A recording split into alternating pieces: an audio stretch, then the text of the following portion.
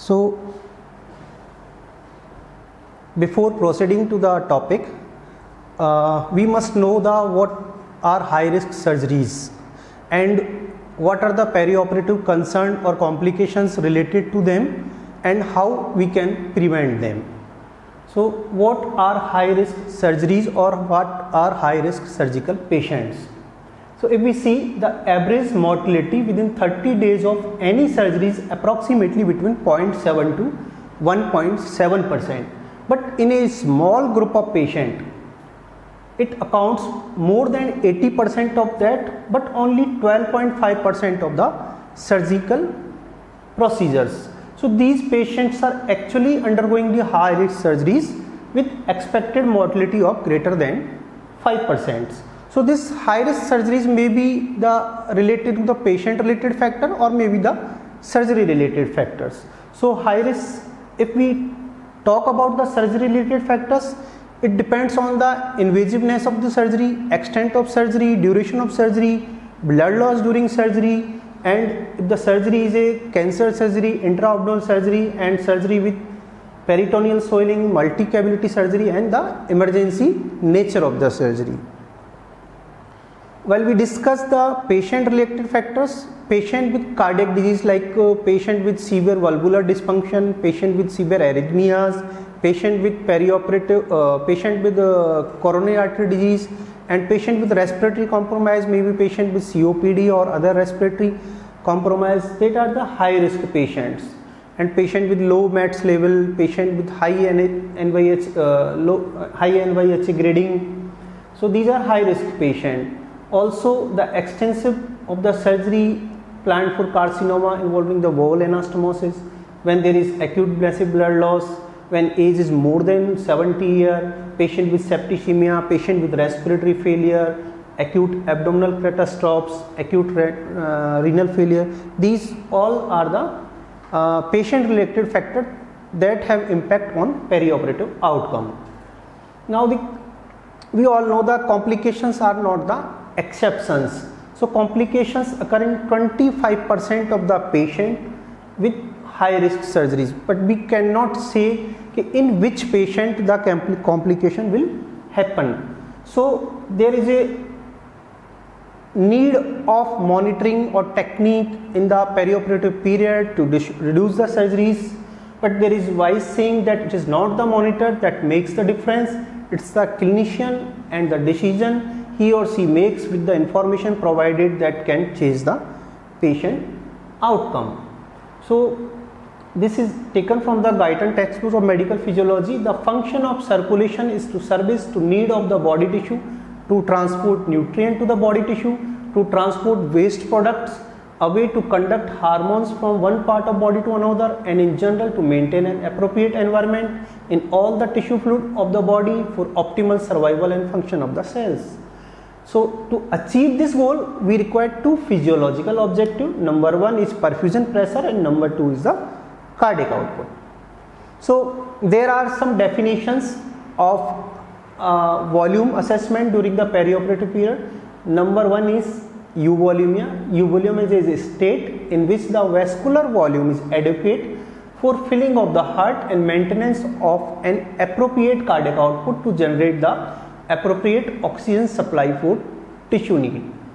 Number two is fluid responsiveness. It is a state in which an increase in the vascular volume increase the stroke volume and cardiac output.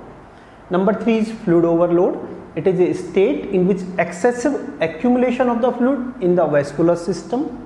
And number four is hypovolemia, a state in which effective circulatory volume is decreased and there is insufficient oxygen delivery to tissue, possibly resulting in organ dysfunction.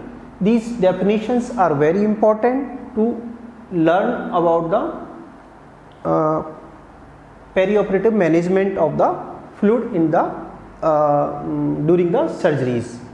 So, we must know the impact of hypervolemia and hypovolemia on the post-operative or perioperative outcome. In case of hypovolemia, it can lead to low blood pressure, low cardiac output, arrhythmia, hypoperfusion, infection, organ dysfunction, organ failure like kidney failure, and other adverse outcome in case of pedal edema and tissue edema, etc. While hypervolemia can lead to pulmonary edema, hypervolemia lead to pulmonary edema, organ dysfunction, prolonged mechanical ventilation, hemodilution and coagulopathy, and other adverse outcomes. So first, effect of hypervolemia on respiratory system, it can lead to increase in the extravascular lung water, impaired oxygen exchange, respiratory failure, increased risk of pneumonia, pulmonary edema, and there may be chances of mechanical ventilation. In GI system, it can lead to bowel edema or ileus, decreased gut mobility, post-operative nausea, vomiting, delayed passage of flatus and fecus, delayed enteral feeding, anastomotic leak, acute ascites, and abdominal compartment syndrome. While hypervolemia also can lead to delayed wound healing and coagulation abnormalities. So why we should monitor the fluid intraoperative period? So there are some questions: can we give insulin without knowing the blood sugar? So answer will be the no. Can I give PRBC without knowing the hemoglobin? The again answer is no. Should I give IV fluid without monitoring or hemodynamics in high risk surgeries? The answer will be big no. So this is a study published by Marik A. Actually it's a meta-analysis. They have shown that use of preemptive strategy of hemodynamic monitoring and coupled therapy reduces the surgical mortality and morbidity.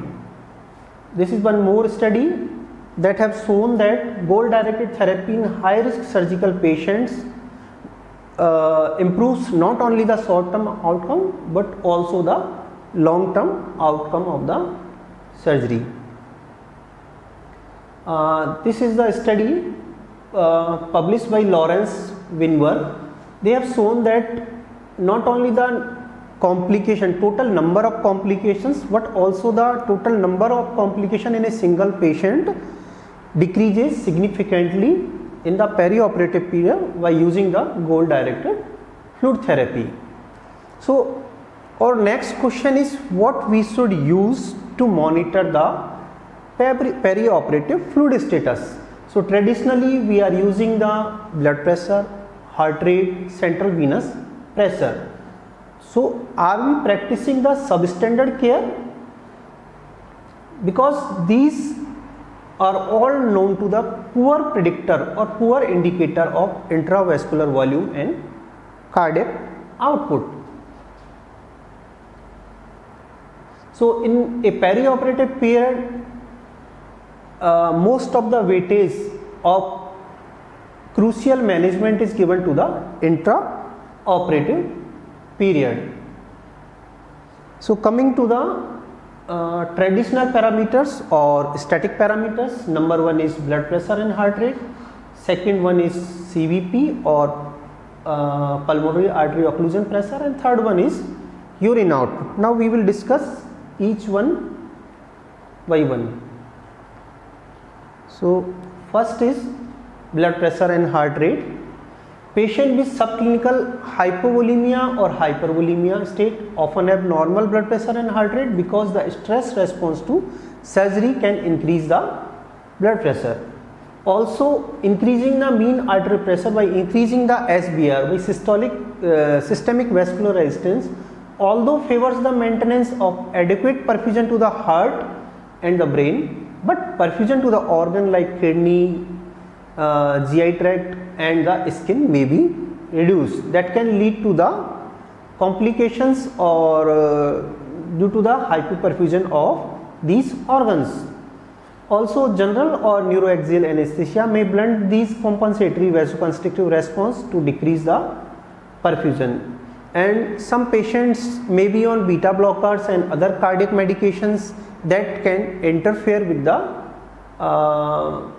values of the heart rate and blood pressure. It is also unknown that which individual mean arterial pressure will be optimal during different medical conditions. The target may be different for different surgeries, or it may be different with the patient population.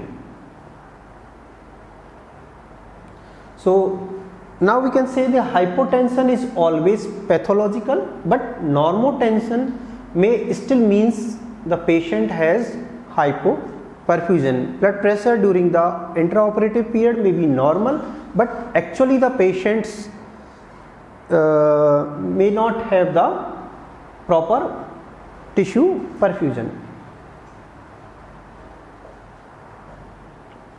Now next parameter is central venous pressure monitoring. So this is a study published in Chest 2008 by Marik, PE and colleagues. It has shown that only 50% of the patient in the ICU and operating room who appeared to be hemodynamically hypovolemic based on CVP were fluid responsive, whereas the other half were unnecessarily loaded with the fluid. Also, a high CVP could potentially compromise the renal flow, particularly when the arterial pressure is low. So based on this review, CVP should no longer be used for fluid responsiveness in ICU and operating room and emergency department. After this study, there are many studies came. They also have shown that after this study, number of studies came. They also have shown that CVP is a poor predictor of fluid management or fluid responsiveness in the perioperative period. So we will continue with this lecture on tomorrow. Thank you.